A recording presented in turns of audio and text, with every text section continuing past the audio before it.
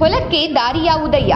ರೈತರ ಜಮೀನುಗಳಿಗೆ ತೆರಳಲು ಸಮರ್ಪಕ ದಾರಿ ಇಲ್ಲದೆ ಇರುವುದರಿಂದ ರೈತರು ದಾರಿ ಬಿಡಿಸಿಕೊಳ್ಳುವಂತೆ ಕಂದಾಯ ಇಲಾಖೆಗೆ ಅಲೆದಾಡಿದರೂ ದಾರಿ ಭಾಗ್ಯವಿಲ್ಲದಂತಾಗಿದೆ.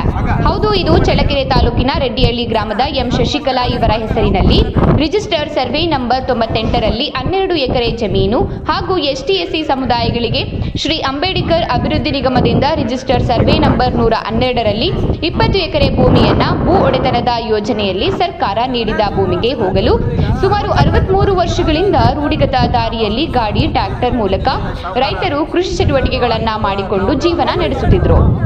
ಈಗ ಬೇರೆಯವರು ರಿಜಿಸ್ಟರ್ ಸರ್ವೆ ನಂಬರ್ 95/6ರ ಜಮೀನು ಖರೀದಿ ಮಾಡಿಕೊಂಡು ಪೂರ್ವಜರ ಕಾಲದಿಂದಲೂ ಓಡಾಡಿಕೊಂಡು ಬಂದಿದ್ದ ರೂಢಿಗತ ದಾರಿಗೆ ತಂತಿ ಬೇಲಿ ಹಾಕಿ ಎಂ ಶಶಿಕಲಾ ಹಾಗೂ ಎಸ್ಟಿ/ಎಸ್ಸಿ ಸಮುದಾಯಗಳ ಜಮೀನಿಗೆ ಹೋಗಲು ದಾರಿ ಇಲ್ಲದೆ ಫಲವತ್ತಾದ ಭೂಮಿ ಇದ್ದರೂ ಬಿತ್ತನೆ ಮಾಡದೆ ಪಾಳು ಬಿಡುವಂತಾಗಿದ್ದು, ದಾರಿ ಬಿಡಿಸಿಕೊಡಿ ಎಂದು ಜನಸ್ಪಂದನ ಸಭೆ, ತಾಲೂಕು ಕಚೇರಿ, ಜಿಲ್ಲಾಧಿಕಾರಿಗಳ ಕಚೇರಿಗೆ ಮನವಿ ನೀಡಿದ್ರೂ ಸಹ ದಾರಿ ಸಮಸ್ಯೆಗೆ ಪರಿಹಾರ ಮಾತ್ರ ಸಿಕ್ಕಿಲ್ಲ. ತಮ್ಮ ಜಮೀನುಗಳಿಗೆ ಹೋಗಲು ಸಮರ್ಪಕವಾದ ವಹಿವಾಟು ದಾರಿ ಇರದೇ ಇರುವುದರಿಂದ ಸಾಕಷ್ಟು ಸಂಖ್ಯೆಯ ರೈತರು ಸ್ವಂತ ಜಮೀನಿದ್ದರೂ ಕೃಷಿ ಚಟುವಟಿಕೆಗಳಲ್ಲಿ ಉತ್ಸಾಹಕತೆ ತೋರುತ್ತಿಲ್ಲ. ಕೆಲ ವರ್ಷಗಳ ಹಿಂದೆ ಜಮೀನುಗಳಿಗೆ ತೆರಳಲು ನಿರ್ದಿಷ್ಟವಾದ ದಾರಿ ಇಲ್ಲದೆ ಇದ್ದರೂ ಪ್ರಮುಖ ರಸ್ತೆಯಿಂದ ಜಮೀನುಗಳಿಗೆ ತೆರಳಲು ಅನುಕೂಲವಾಗುವಂತೆ ಸುತ್ತಮುತ್ತಲಿನ ಜಮೀನುಗಳ ರೈತರು ತಮ್ಮ ಜಮೀನಿನ ಒಂದು ಬದಿಯಲ್ಲಿ ಚಕ್ಕಡಿ, ಟ್ರ್ಯಾಕ್ಟರ್ ಹಾದು ಹೋಗುವಷ್ಟು ದಾರಿ ಬಿಟ್ಟಿದ್ದರು. ಇತ್ತೀಚಿನ ದಿನಗಳಲ್ಲಿ ಭೂಮಿಗೆ ಹೆಚ್ಚು ಬೆಲೆ ಬಂದಿದ್ದರಿಂದ ರೈತರು ಬದುವನ್ನ ಸ್ವಚ್ಛಗೊಳಿಸಿ ಬಿತ್ತನೆ ಮಾಡುತ್ತಿರುವುದರಿಂದ ಕೆಲ ರೈತರು ತಮ್ಮ ಜಮೀನುಗಳಿಗೆ ತೆರಳಲು ಬೆಳೆ ಇರುವಾಗ ಮಳೆ ಬಂದಾಗ ತೊಂದರೆ ಅನುಭವಿಸುತ್ತಿದ್ದಾರೆ.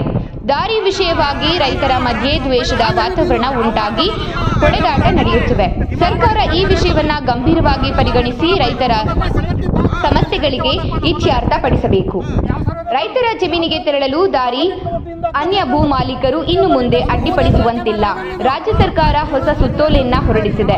ಆದರೂ ಸಹ ಸರ್ಕಾರದ ಆದೇಶಕ್ಕೂ ಕಿಮ್ಮತ್ತು ನೀಡದ ಕೆಲವರು ಮುಚ್ಚಿರುವ ರೂಢಿಗತ ದಾರಿ ಬಿಡುತ್ತಿಲ್ಲ. ಸರ್ಕಾರ ಆದೇಶಕ್ಕೂ ಕವಡೆ ಕಾಸಿನ ಕಿಮ್ಮತ್ತು ಇಲ್ಲವಾಗಿದೆ.